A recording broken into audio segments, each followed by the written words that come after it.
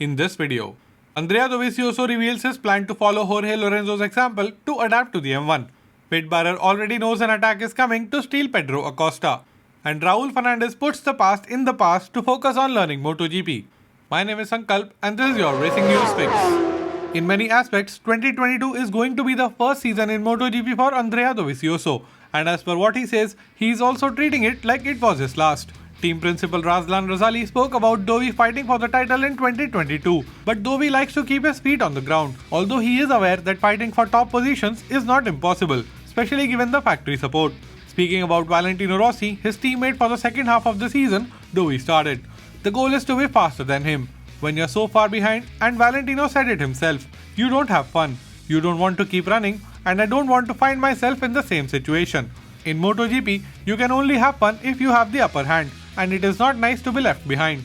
Back in 2017, Dovi saw Jorge Lorenzo coming from Yamaha trying to adapt to Ducati and he witnessed the process up close. While it took Lorenzo a good season and a half to tame the Desmo Sedici, Dovi plans to apply Lorenzo's learning to tame the M1 in a much shorter duration. Dovi explained, "I'll have to do like Jorge, especially when you get on a bike with such opposite characteristics. Jorge began to be competitive when he changed his mind and started riding differently. He did not attempt to ride the Ducati like a Yamaha, but kept some features of his style.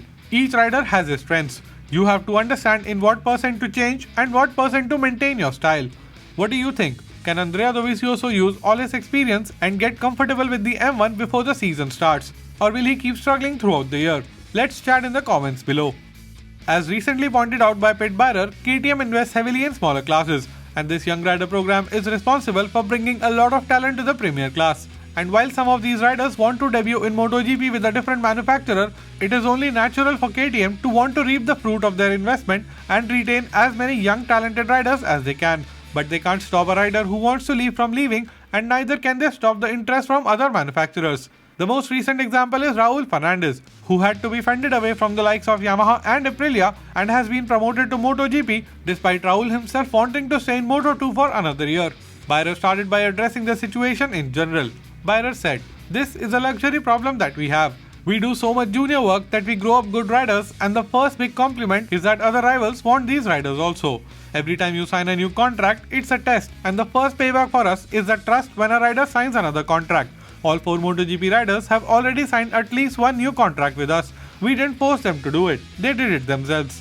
And Beirer knows he can't turn away even for a bit because there is incoming interest for 2021 Moto3 World Champion Pedro ACOSTA. Speaking specifically about Pedro, Beirer continued, "With Pedro it's the same. He is so young. I mean, he's a super talent and of course other guys want him. He has a couple of years contract with us, but that's not the reason why I want him to stay. I want him to stay because he thinks that we are a good partner for him, and I hope he will feel the same during the season when the attacks will come from other manufacturers, other teams or somebody." And putting the favoritism allegations in the rearview mirror, Fernandez is ready to forget about the past and move forward to the next challenge. He also ensured that his relationship with Remy is now fine and there is no bad blood between them. Raul started, "The past is the past and my relationship with Remy at the moment is incredible. Of course we are not friends, but we do a lot of things together for the team."